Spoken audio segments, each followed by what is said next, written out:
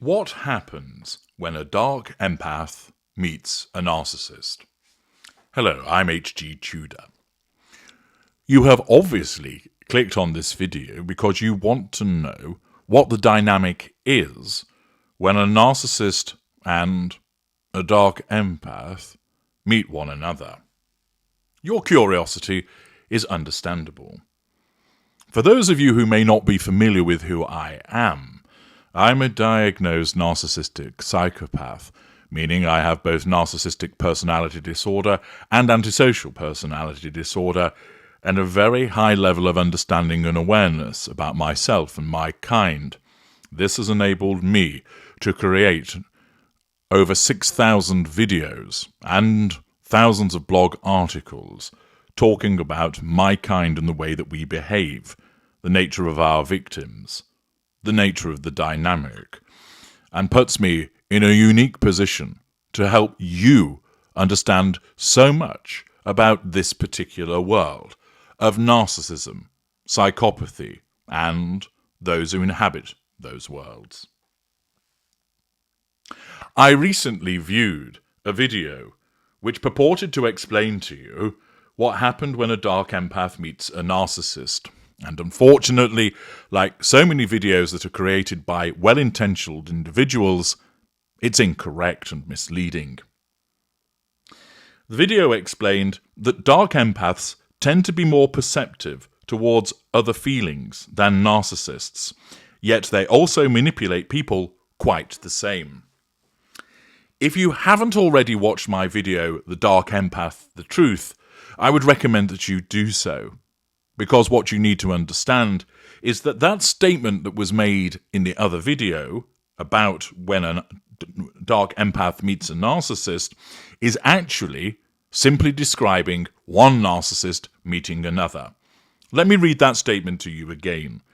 Dark empaths tend to be more perceptive towards other feelings than narcissists, yet they also manipulate people quite the same. Two individuals that pathologically require manipulation are not empaths, they are both narcissists. Certain narcissists have the ability to exhibit a greater level of perception with regard to the feelings of others. Not all narcissists are completely blind to the feelings of others. Some are, they are lesser narcissists. But mid-range, greater and ultra, different types of narcissists are able to understand the emotional response and output of people because the narcissist relies upon that emotional output to better control that person, to utilize that output as fuel which powers the narcissist, and to perhaps utilize that emotional output to gain character traits and residual benefits. Accordingly, describing someone as a dark empath who is perceptive towards other feelings and also manipulates is not a dark empath. You're talking about a narcissist. It explains that both like to be in control. Well, actually, that is the behavior of two narcissists. Control is central to the world of the narcissist. This is because we were created from a lack of control environment allied with a genetic predisposition towards narcissism. This means that a narcissist is hypersensitive to the issue of control. In the same way that a dog will hear a particular frequency that humans cannot, the narcissist will pick up on threats to control far sooner and far more readily than non-narcissists. Accordingly, to describe both a dark empath and a narcissist as both liking to be in control is simply to describe two narcissists. The video explained that a narcissist and dark empath do not get along as both have dominant personalities. That is again describing two narcissists. It went on to explain that there are times when they might be best buddies because dark empaths have a high level of cognitive empathy and they are very perceptive about others. Again, that is not a dark empath. That is the description of a type of narcissist. The video explains that a dark empath can identify a proud and flamboyant narcissist and befriend them. No.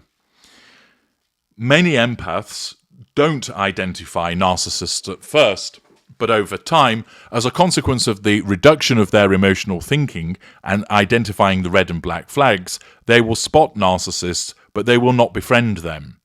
They will retreat from them, because that is the most effective way of dealing with them. However, a narcissist which has cognitive empathy may be able to identify another narcissist and bring them under control.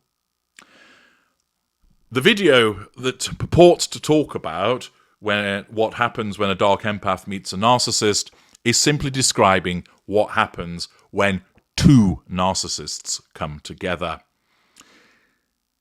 The concept of the dark empath is an erroneous one and misleads people. Thus, where you hear someone talk about what happens when a dark empath meets a narcissist, what you need to understand is that all that is occurring is that one narcissist is meeting another. In that scenario, if we determine the narcissist by reference to cognitive empathy, you may have a situation where one has cognitive empathy and the other does not. Neither of them has emotional empathy. In those circumstances, the mid-range narcissist or the greater narcissist may better be able to read the behaviors of that lesser narcissist to bring them under control. However, the volatile nature of the lesser is such that they will, over time, regard the behaviors of the mid-range narcissist or the greater narcissist as a threat to control, and therefore they will seek to nullify it, most usually by direct action or through withdrawal.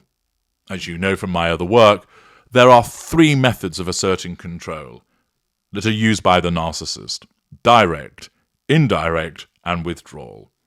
In the circumstances where a lesser narcissist finds themselves being controlled by another narcissist that is mid-range, greater, or ultra, they are likely to try and nullify that threat to control either directly, with a direct manipulation, or through retreat. In some instances, you will have 2 narcissists who both have cognitive empathy who seek to control one another.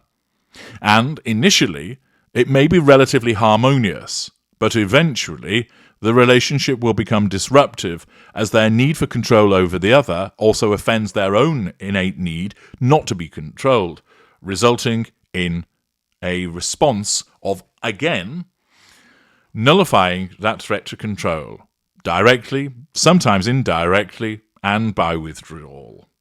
The fact is, the relationship is not an enduring one. With regard to certain comings together, the collision of 2 narcissists, it often results in it being tempestuous and explosive. In others, there is a period of calm until the need for control becomes too great, and then the relationship becomes disruptive.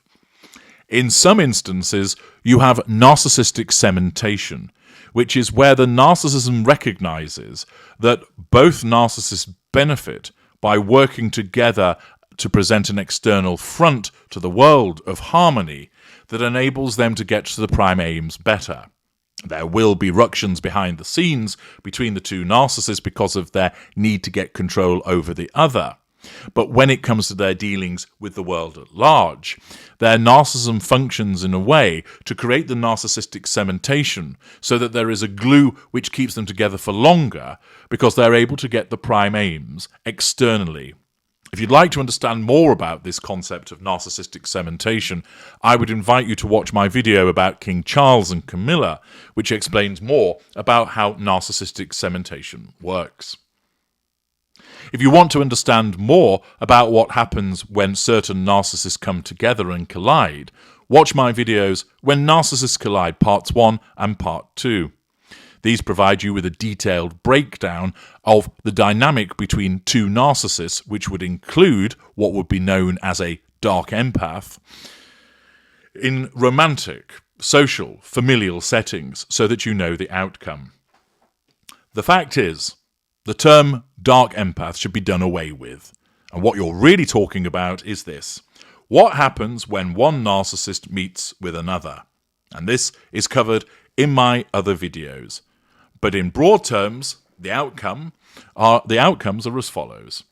In some instances, there will be a clash between the two narcissists because their early attempts at control over the other will also offend the other individual's need for control. There will be a flashpoint and invariably will lead to a fallout. In some instances, there is a coexistence between the two narcissists. They're able to seduce one another successfully, and they have a peaceful coexistence during the golden period. But once devaluation will occur, and it will, from one to the other, that threatens control, and thereafter the tempestuous of the relationship will then manifest. In some instances, there is narcissistic cementation, which leads to an enduring relationship, not a calm or happy one, but an enduring one between two narcissists. But most of the time, when two narcissists collide, the outcome is that eventually they will fall out and part ways. Therefore, do not be under the misapprehension that there is such a thing as a dark empath. If you see the term dark empath, just replace it with narcissist. And thus, you now know what happens when a narcissist meets another narcissist. I'm H.G. Tudor. Thank you for listening.